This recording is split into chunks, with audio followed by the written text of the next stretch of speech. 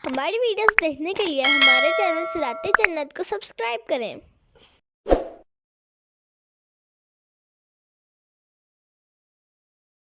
فَإِذَا لَقِيتُمُ الَّذِينَ كَفَرُوا فَضَرْبَ الرِّقَابِ، تو جب کافروں سے تمہارا سامنا ہو تو گردنیں مارنا ہے۔ حَتَّى إِذَا أَثْخَنْتُمُوهُمْ فَشُدُّوا الْوَثَاقَ، یہاں تک کہ جب انہیں خوب قتل کر لو تو مضبوط باندھو۔ فَإِمَّا مَنًّا بَعْدُ وَإِمَّا فِدَاءً حَتَّى تَضَعَ الْحَرْبُ أَوْزَارَهَا، پھر اس کے بعد چاہے احسان کر کے چھوڑ دو چاہے فدیہ لے لو، یہاں تک کہ لڑائی اپنا بوجھ رکھ دے۔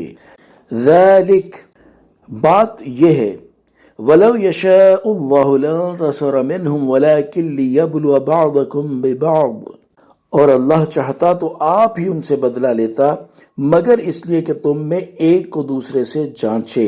وَالَّذِينَ قُتِلُوا فِي سَبِيلِ اللَّهِ فَلَن يُضِلَّ أَعْمَالَهُمْ، اور جو اللہ کی راہ میں مارے گئے اللہ ہرگز ان کے عمل ضائع نہ فرمائے گا۔ سَيَهْدِيهِمْ وَيُصْلِحُ بَالَهُمْ، جلد انہیں راہ دے گا اور ان کا کام بنا دے گا۔ وَيُدْخِلُهُمُ الْجَنَّةَ عَرَّفَهَا لَهُمْ، اور انہیں جنت میں لے جائے گا، انہیں اس کی پہچان کرا دی ہے۔ تفسیر صراط الجنان، یعنی جب کافروں اور ایمان والوں کا حال یہ ہے جو بیان ہوا، تو اے ایمان والو، جب کافروں کے ساتھ تمہاری جنگ ہو تو اس دوران لڑنے والے کافروں کی کوئی رعایت نہ کرو، بلکہ انہیں قتل کرو، یہاں تک کہ جب تم انہیں کثرت سے قتل کر لو، جس کی حد یہ ہے کہ کافروں کا زور ٹوٹ جائے اور مسلمانوں پر غالب آنے کا امکان نہ رہے، اور باقی رہ جانے والوں کو قید کرنے کا موقع آ جائے، تو اس وقت انہیں مضبوطی سے باندھ دو تاکہ وہ بھاگ نہ سکے۔ قید کرنے کے بعد تمہیں دو باتوں کا اختیار ہے، چاہے ان قیدیوں پر احسان کر کے انہیں کوئی فدیہ لیے بغیر چھوڑ دو، یا ان سے فدیہ لے لو۔ یہ قتل اور قید کرنے کا حکم اس وقت تک ہے کہ لڑائی کرنے والے کافر اپنا اسلحہ رکھ دیں، اور اس طرح جنگ ختم ہو جائے کہ مشرکین مسلمانوں کی اطاعت قبول کر لیں یا اسلام لائیں۔ اللہ تعالیٰ کا حکم یہی ہے۔ وَلَوْ يَشَاءُ اللَّهُ لَانتَصَرَ مِنْهُمْ، اور اللہ چاہتا تو آپ ہی ان سے بدلہ لے لیتا۔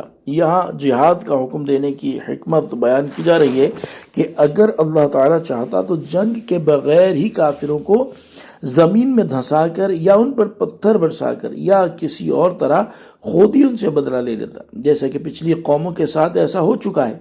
لیکن اللہ تعالیٰ نے ایسا نہیں چاہا، بلکہ اس نے تمہیں جہاد کا حکم دیا تاکہ کافروں کے ذریعے مومنوں کو جانچے کہ وہ اس کی راہ میں جہاد کرتے ہیں یا نہیں، کیونکہ اگر وہ جہاد کرتے ہیں تو عظیم ثواب کے مستحق ہو جائیں گے، اور دوسری طرف مومنوں کے ذریعے کافروں کو جانچے کہ وہ حق کا اقرار کرتے ہیں یا نہیں۔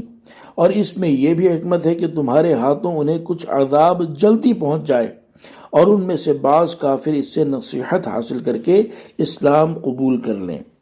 یاد رہے کہ اللہ تعالیٰ اپنے ازلی علم سے جانتا ہے کہ کون سا مسلمان اس کی راہ میں جہاد کرے گا اور کون سا کافر اسلام قبول کرے گا، اور یہاں اللہ تعالیٰ کے جانچنے سے یہ ہرگز مراد نہیں کہ اللہ تعالیٰ کو پہلے معلوم نہ تھا اور اس جانچ کے ذریعے اسے معلوم ہوا، بلکہ اس جانچ سے مراد یہ ہے کہ اللہ تعالیٰ لوگوں کے ساتھ ایسا معاملہ فرماتا ہے جیسا امتحان لینے اور آزمانے والا کرتا ہے، تاکہ فرشتوں اور جنوں انس کے سامنے معاملہ ظاہر ہو جائے۔ جنگ کے دوران چونکہ مسلمان شہید بھی ہوتے ہیں، اس لیے یہاں سے شہیدوں کی فضیلت بیان کی جا رہی ہے۔ چنانچہ آیت کے اس حصے وَالَّذِينَ قُتِلُوا فِي سَبِيلِ اللَّهِ، اور جو اللہ کی راہ میں مارے گئے، اور اس کے بعد والی دو آیات کا خلاصہ یہ ہے کہ وہ لوگ جو اللہ تعالیٰ کی راہ میں شہید ہو گئے، اللہ تعالیٰ ہرگز ان کے عمل ضائع نہیں فرمائے گا، بلکہ ان کے اعمال کا ثواب پورا دے گا، اور ان قریب اللہ تعالیٰ انہیں بلند درجات کا راستہ دکھائے گا اور ان کے اعمال قبول کر کے ان کے حال کی اصلاح فرمائے گا اور انہیں جنت میں داخل فرمائے گا۔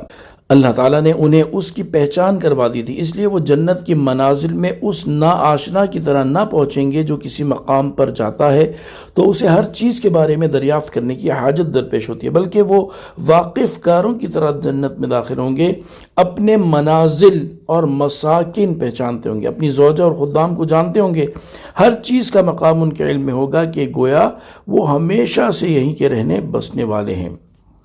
احادیث میں بھی شہید کے بہت فضائل بیان کیے گئے ہیں۔ رسول اللہ صلی اللہ تعالیٰ علیہ وآلہ وسلم نے ارشاد فرمایا، اللہ تعالیٰ کی بارگاہ میں شہید کی 6 خصلتیں یعنی درجے ہیں۔ نمبر 1، پہلی ہی دفعہ میں اسے بخش دیا جاتا ہے۔ نمبر 2، اسے جنت کا ٹھکانہ دکھا دیا جاتا ہے۔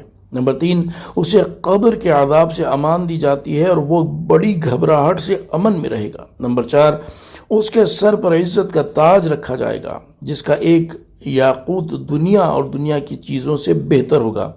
نمبر 5، 72 یعنی 72 حور عین سے اس کا نکاح کیا جائے گا۔ نمبر 6، اور اس کے 70 قریبی یعنی 70 قریبی رشتہ داروں کے بارے میں اس کی شفاعت قبول کی جائے گی۔ حضرت قیس رضی اللہ تعالیٰ عنہ سے روایت رسول کریم صلی اللہ تعالیٰ علیہ وآلہ وسلم نے ارشاد فرمایا، شہید کو 6 خصلتیں عطا کی جاتی ہیں۔ نمبر 1، اس کے خون کا پہلا قطرہ گرتے ہی اس کے گناہ مٹا دیے جاتے ہیں۔ نمبر 2، اسے جنت کا ٹھکانہ دکھا دیا جاتا ہے۔ نمبر 3، حور عین سے اس کا نکاح کیا جائے گا۔ نمبر 4 اور 5، بڑی گھبراہٹ اور قبر کے عذاب سے امن میں رہے گا۔ اور نمبر 6، اسے ایمان کا حلہ پہنایا جائے گا۔